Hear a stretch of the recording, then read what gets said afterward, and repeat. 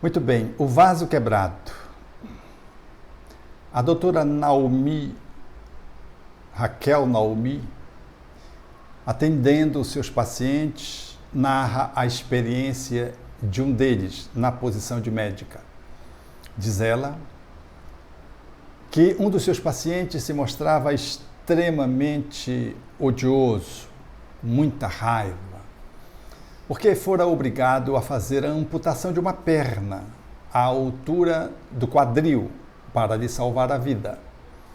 Era muito jovem, tinha 24 anos. E, em função dessa cirurgia, o jovem reagia profundamente, se sentindo injustiçado. E, diante das pessoas que apresentavam saúde, ele se incomodava demasiadamente. Era, portanto, uma pessoa extremamente agressiva em função da dor que lhe acometia em razão da cirurgia que lhe foi imposta. Naomi o atendia, usava pintura, o recurso das imagens e a psicanálise para poder envolvê-lo de uma forma psicoterapêutica. O trabalho foi se estabelecendo e depois de 2 anos houve uma mudança fundamental, extraordinária mesmo. Ele, numa das circunstâncias, trazia para a doutora Naomi que tinha saído de short para fazer os seus passeios habituais, agora muito mudado, e fora visitar uma jovem que perdera os seios.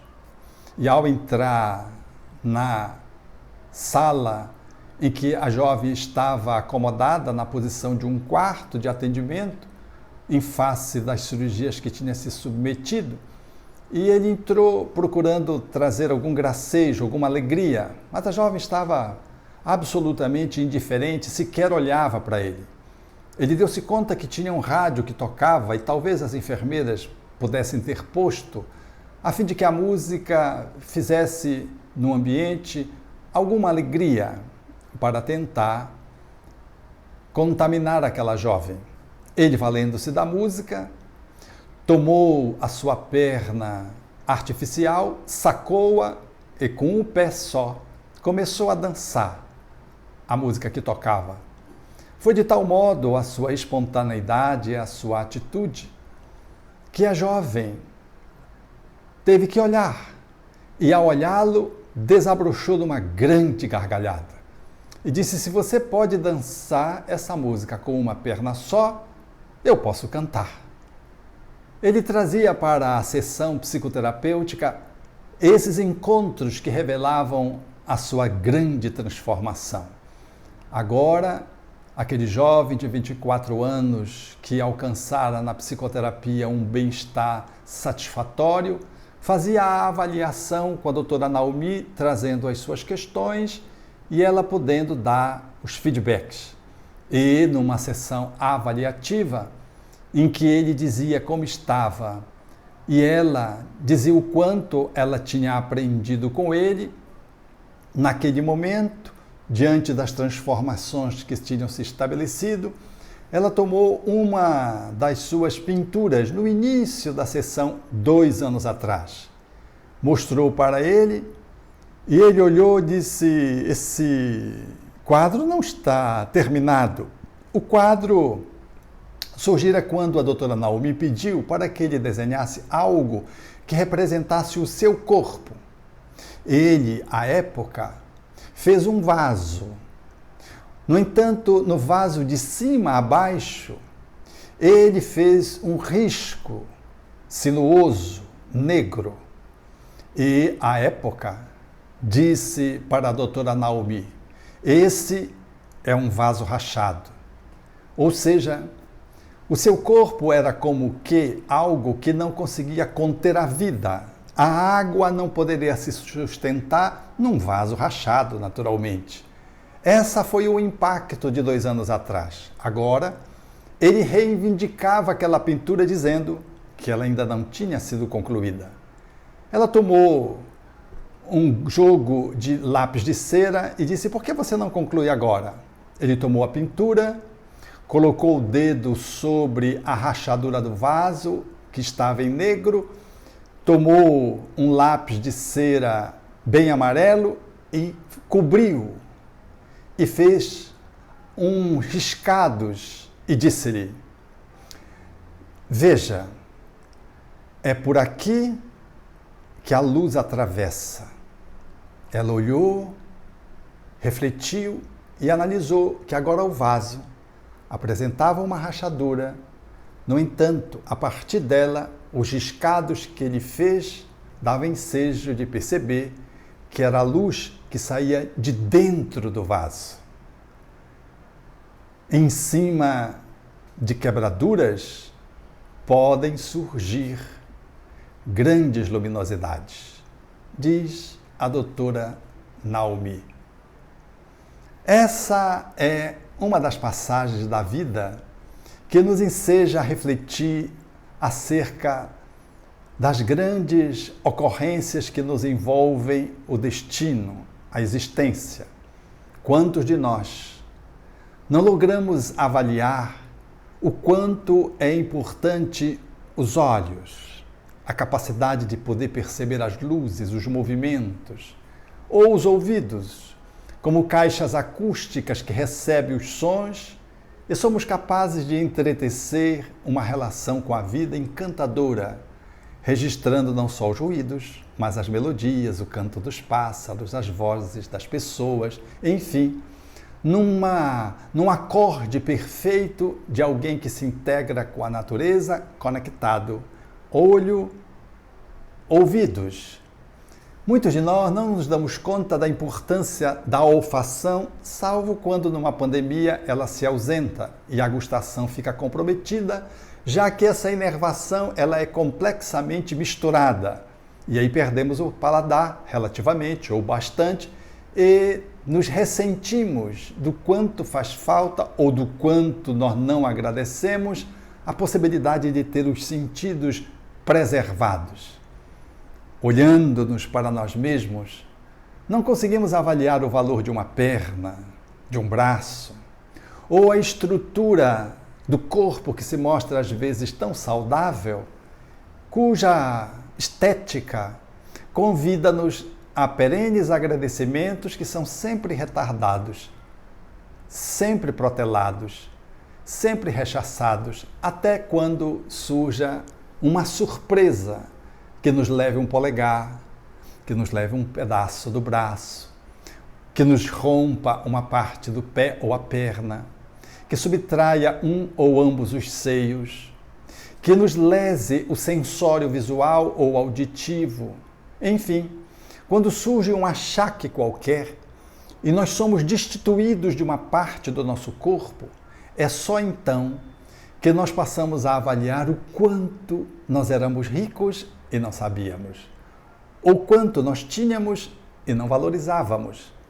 Essa perspectiva, no entanto, nos remete não só à gratidão. É preciso agradecer muitas vezes. Você não sabe quanto tempo você vai ter esse corpo saudável. Por mais que seja e por mais que nada aconteça, o inexorável tempo vai comprometendo as funções das partes e você já não vai tendo mais a mesma habilidade de outrora. A vista não tem a mesma acuidade, o ouvido não tem a mesma sensibilidade, o próprio tato vai se comprometendo, a deambulação, a movimentação motora, ela vai ficando meio que enferrujada. Se você levanta tal como se fosse uma dobradiça, sempre você tem que levantar devagar, porque já não só faz barulho, você fica crocante, mas também dói. Enfim, como diz um amigo, depois de 60 anos, se você levantar e não sentir dor nenhuma, pode agradecer, porque você já está desencarnado. Brincando, mas ao mesmo tempo trazendo grandes verdades.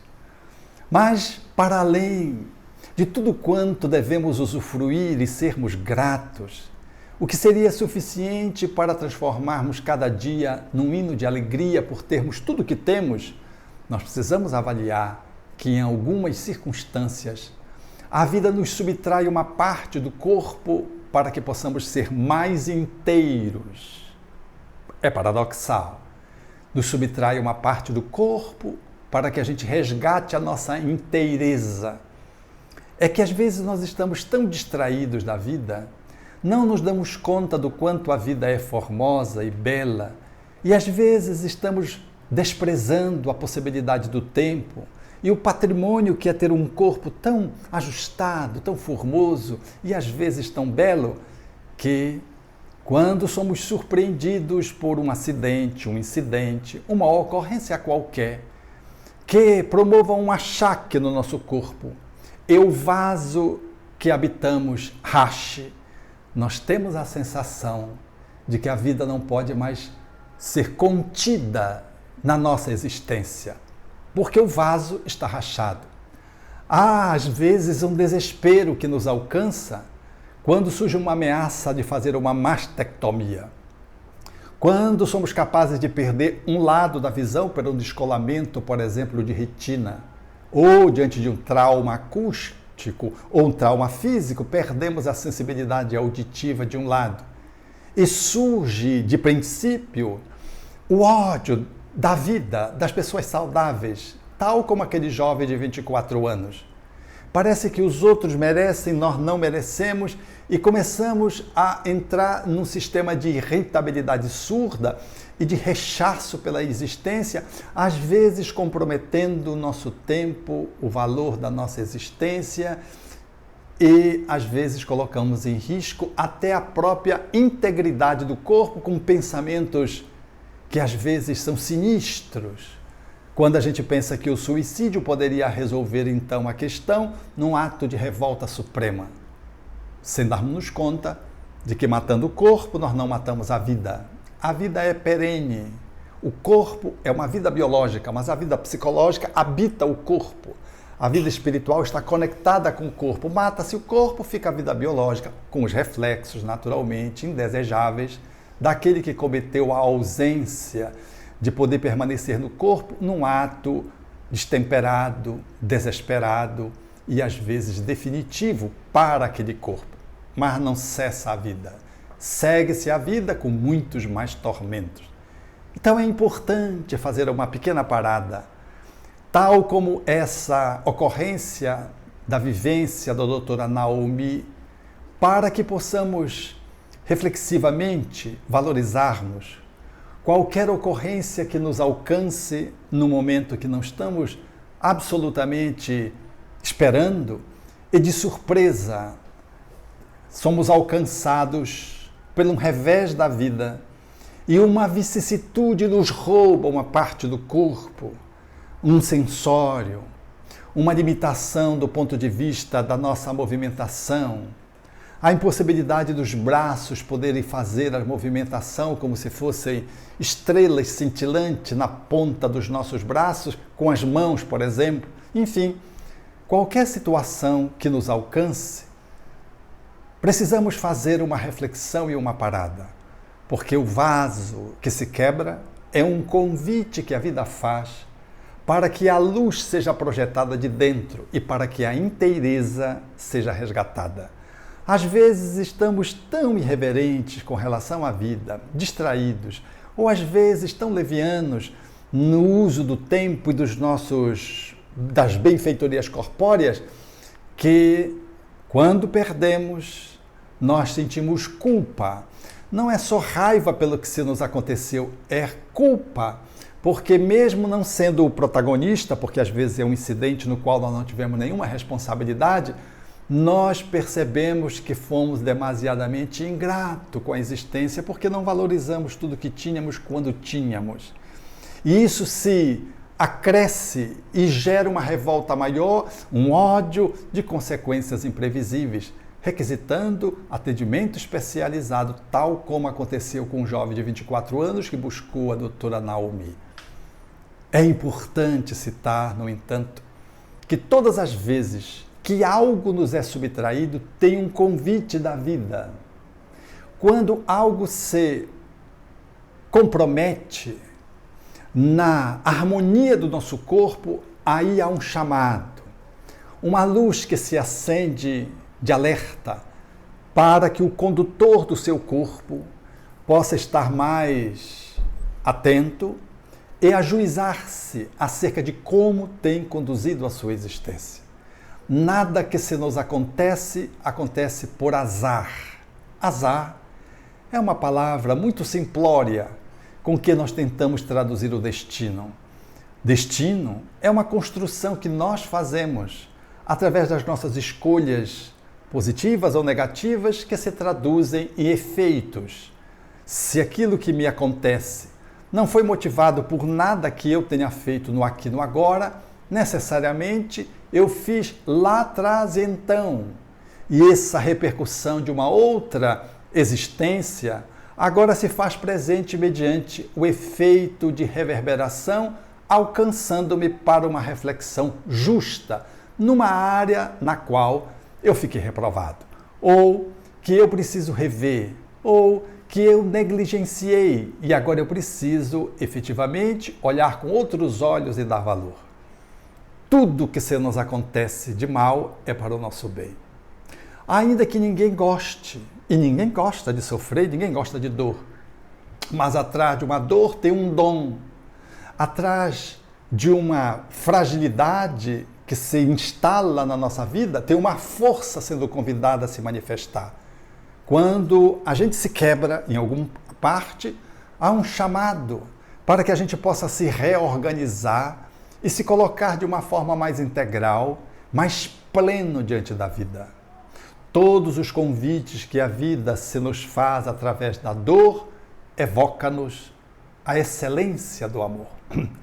É importante, portanto, na metáfora do vaso quebrado, assinalado com um risco sinuoso escuro pelo doente, agora travestido depois de 2 anos, pela uma luminosidade que se expressava através daquela rachadura, compreender de que dentro de nós mesmos, quando soubemos, quando depreendemos ou quando sabemos avaliar o pelo que aquilo se nos aconteceu, mergulhando no nosso inconsciente profundo e às vezes no inconsciente muito profundo de outras vidas, nós vamos avaliar de que a vida está nos convidando a ajustar algumas contas internas com o objetivo de fazer um novo movimento para a frente proativamente, fazendo valer movimentos que faziam escassez nessa existência, atitudes, gestos, movimento da emoção, comportamentos que estavam em atraso. Às vezes, é uma circunstância que nos remete exatamente para o destino para o qual nós somos convidados a renascer.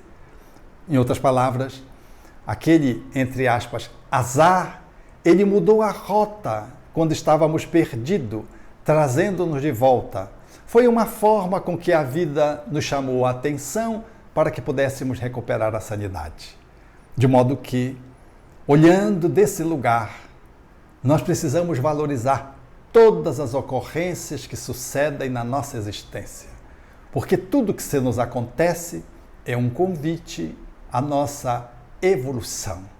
É um chamado a que possamos elaborar melhor os nossos passos. É uma percepção que deve se fazer na nossa existência, transformando sombra em luz, rachadura em possibilidade de se transformar numa lamparina que expressa agora a luminosidade para além das frestas que nós trazemos. É muito comum, diante de uma limitação que o ser humano apresente, ele, a partir dela, converta aquela limitação numa potência da alma que está ali adormecida e que, despertada, comparece chamando a atenção. Desse modo, fica o chamado desse jovem assinalando para Naomi de que aonde há uma rachadura, nós devemos convertê-la num espaço onde a luz possa se espraiar. Aonde houver uma supressão da tua existência, que pode ser corpórea, mas pode ser social, pode ser profissional, pode ser afetiva, aonde há uma amputação afetiva, às vezes é te trazendo para o caminho que tu precisas seguir. Aonde há, de algum modo, uma sangria na relação profissional, talvez seja um chamado para que tu possas cuidar do fluxo do sangue da tua vida, colocando numa outra empresa, numa outra direção ou num outro caminho profissional. Em tudo, nós devemos nos perguntar o que está por trás, o que isso quer nos ensinar. Porque a vida não faz nenhuma fala na nossa direção que não seja uma fala convite, assinalando para onde nós devemos ir de uma forma mais consequente, salvo quando nós estamos tão destrambelhados que nós não conseguimos lidar com a nossa própria existência e vamos fazendo ocorrências absolutamente desastradas. Mas mesmo isto é a vida nos dando retorno acerca da nossa movimentação desastrada. Em última análise, qualquer rachadura no vaso da tua existência, seja rachadura física, emocional, psicológica, espiritual, profissional, aproveite para avaliar de que talvez você esteja sendo convidado para projetar luz naquele caminho, crescer naquela área e poder fazer da tua vida uma vida melhor do que aquela que tu estavas vivendo quando antes da ocorrência dita infeliz, que passa a ser luminosa quando nós compreendemos o seu significado. Ok, vamos então para as nossas indagações que se fazem necessárias para os nossos comentários. A cura de um câncer pode ser considerada uma moratória que nos foi dada? Sim, o câncer, muitas vezes, é um chamamento para que possamos despertar. A maioria das dinâmicas das patologias cancerígenas já encontram hoje processo de tratamento, seja pela intervenção psicoterapêutica no âmbito da ajuda mental, consociada à cirurgia, ao atendimento hormonal, ao atendimento da radioterapia, da quimioterapia, da terapia gênica. Há tantas possibilidades que nos conduz à possibilidade de recuperar a sanidade física, mas há uma que fundamentalmente nos chama a atenção. O câncer é uma doença autodestrutiva no qual as células se multiplicam desordenadamente. Temos que nos perguntar o que esse câncer quer nos dizer. Qual é a sua fala? Qual é o seu chamado? Qual é o seu compromisso conosco? Em que área ele surgiu? Aonde eu estou desordenado? Pelo que aquelas células formaram um motim e se distribuem, se multiplicam desordenadamente, consumindo energia e ameaçando um órgão e o organismo por inteiro? Onde há em minha vida um comportamento desse naipe? Então, em olhando para esse lugar, mudando a atitude mental, emocional e também física, ao lado do tratamento médico e psicoterapêutico, nós recebemos a bênção de uma moratória. Às vezes estávamos previstos no planejamento espiritual a desencarnação, mas como a nossa vida está sendo tão útil, tão bela, tão formosa, para uma pessoa, para um grupo de pessoas, para a profissão, a nossa contribuição existencial está sendo tão expressiva e nós estamos acertando tanto que aquele câncer que estava previsto, que estava no nosso psiquismo espiritual, ou seja, no nosso corpo espiritual, que veio para fora, merece encontrar uma medicina e uma multiplicidade de terapias que nos ajudam a ultrapassar aquela ocorrência sem que a desencarnação nos alcance naquele tempo. Moratória. Porque as leis divinas sempre funcionam a nosso favor. E se aconteceu a moratória, aproveitemos, porque nós não sabemos se o nosso tempo ele vai ser muito curto ou muito longo. O que importa é seguirmos, valorizando as horas e, sobretudo, as nossas atitudes no bem, porque o bem é que chancela a moratória, é que abre espaço para a moratória. Então, está de parabéns quem colocou essa pergunta, que traz exatamente essa interpretação.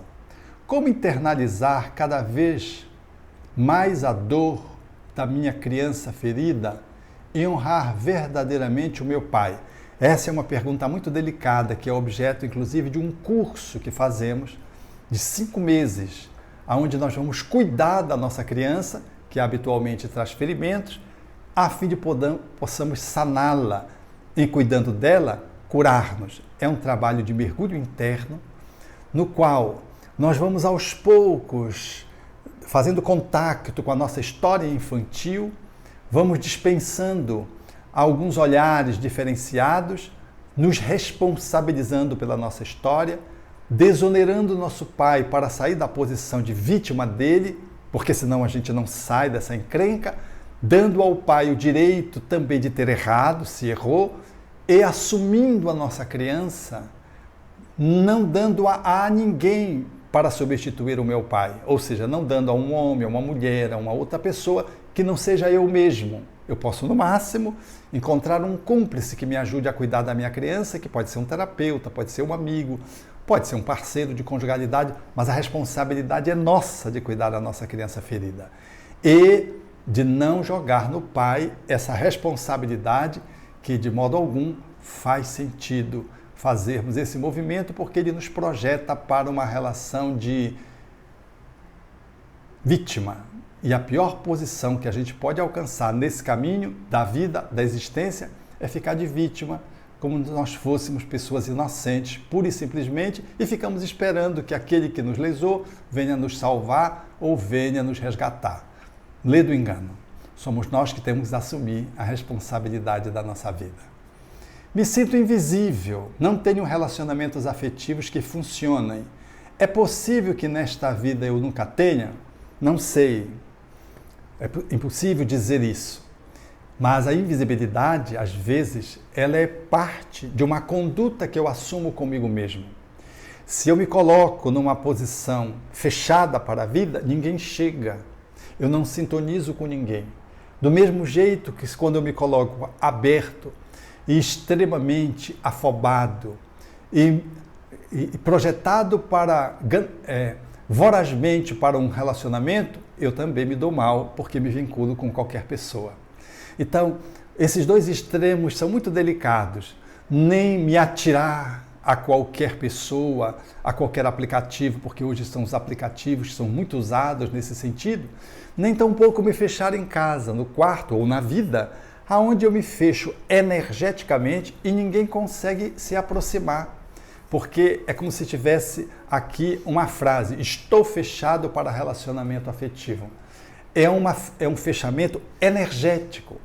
Então precisamos nos trabalhar, mergulhar dentro de nós mesmos para podermos pulsar e a fim de podermos transitar nas relações afetivas. Aqui eu estou falando do relacionamento romântico, relacionamento a dois, que eu induzo que essa pergunta quis se dirigir, que o perguntador quis saber. Mas, para além do relacionamento romântico, a nossa afetividade, ela nos torna extremamente visível quando saímos para amar as pessoas. Amar os sobrinhos, amar os amigos, os irmãos, amar os companheiros de trabalho, amar as pessoas que estão marginalizadas, amar no sentido amplo do termo, amar no sentido da fraternidade, da solidariedade, da empatia, que são ingredientes que são manifestações do amor.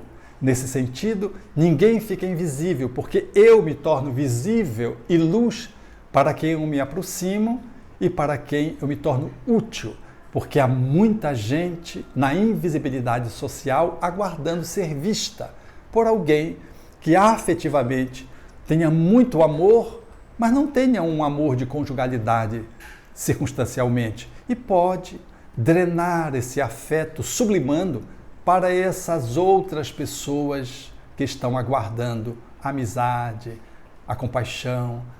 E isso não exclui a possibilidade de se estabelecer ao lado disso e junto com isso um relacionamento amoroso de natureza romântica, cursando ao lado dessa movimentação nova que fazemos, saindo da indiferença, da auto-invisibilidade, para nos tornarmos visíveis aos outros, fazendo bem aos outros.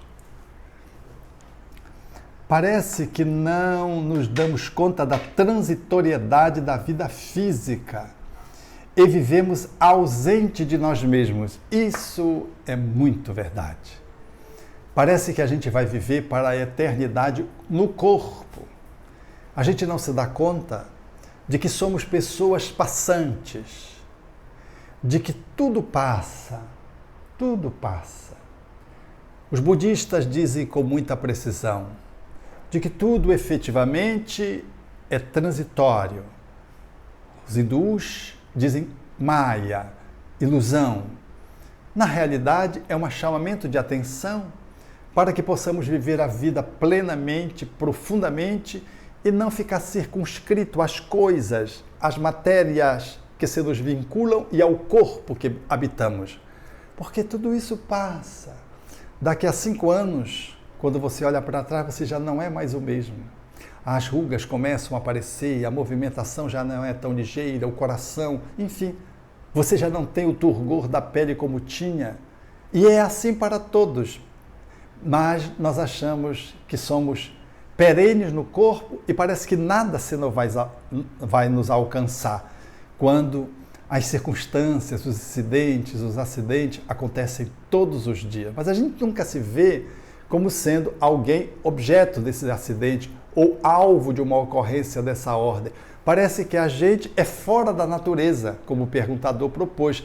Parece que nós somos alguém que estamos contemplando os outros passarem por isso, como se nós fôssemos alheio à natureza. Nós fazemos parte da humanidade e somos parte, portanto, de ser assaltados, somos parte de podermos experimentar um acidente, um incidente, até porque muitas coisas vão nos alcançar ou podem nos alcançar pelos processos pré-existenciais que elaboramos no mundo espiritual. Ou seja, às vezes vem uma doença do nada, sem que tenhamos feito absolutamente nada. Como outro dia um amigo me disse: Alberto, o médico achou que eu estava mentindo para ele, porque a lesão que eu tenho no pâncreas é uma lesão indicativa de pessoa que bebeu muito. Mas eu disse para o médico: eu nunca bebi. Mas como todo bebedor mente, ele chamou a família. E a família disse: não, doutor, ele nunca bebeu. Desde a infância, pela educação familiar, o álcool não fazia parte da cultura familiar. E o meu esposo nunca bebeu. O médico disse assim: olha, eu rasgaria o meu diploma porque a lesão dele é característica de álcool, excesso de álcool, do alcoolismo. E então a esposa disse-lhe: pois é, doutor, ele não bebeu nessa vida, mas na outra ele deve ter sido um beberrão. E eles todos se riram. O médico igualmente, porque encontrava uma possibilidade para explicar uma alteração em um órgão que estava relacionado ao álcool, mas sem que o álcool estivesse presente nesta vida. Então, quantas doenças podem emergir, ocorrências sociais, afetivas, emocionais e familiares, que estão na pauta da nossa programação e que, como o perguntador propôs, parece que nada vai acontecer, parece que a gente vai a vida inteira e nunca vai acontecer nada de problemático, de desafiador, como se nada fosse alterar na nossa existência, quando em realidade tudo se altera todos os dias. É que não chama atenção. Às vezes chama porque é uma ocorrência vibrante, volumosa. Mas, como dizia o filósofo grego, ninguém vai ao rio 2 vezes. Ou seja, quando eu vou ao rio, num dia para o outro, eu já mudei. E as águas do rio também já mudaram. Mudou o rio e mudou eu. Então, nunca nós somos os mesmos. É curioso pensar assim. O perguntador nos deu o ensejo de colocar essa reflexão, porque quando nós conhecemos alguém, a gente costuma dizer assim: olha, permaneça sempre sendo assim. Ninguém permanece sempre sendo assim. A gente quer dizer, mantenha-se bondoso, continue sendo virtuoso, é isso que a gente quer dizer, mas fique sempre assim, como se a pessoa fosse congelar. É muito comum isso na conjugalidade. E ato contínuo, o parceiro ou a parceira muda e os relacionamentos se desenlaçam. Porque essa mudança, quando ela não é feita combinada, às vezes surge distanciamentos e o relacionamento não persiste. Então, amigos, um vaso rachado pelo qual foge a água da vida é o mesmo vaso que convida-nos a que possamos fazer emergir de dentro de nós mesmos uma luminosidade que se espraia através dessa mesma rachadura, convidando-nos a poder expressar na existência competências, dons, virtudes que estavam escasseando na nossa existência e cuja rachadura foi o chamariz para que pudéssemos dar esse salto de qualidade. Um abraço e até para a semana. Encerrar aqui, né? É aqui? Encerrar.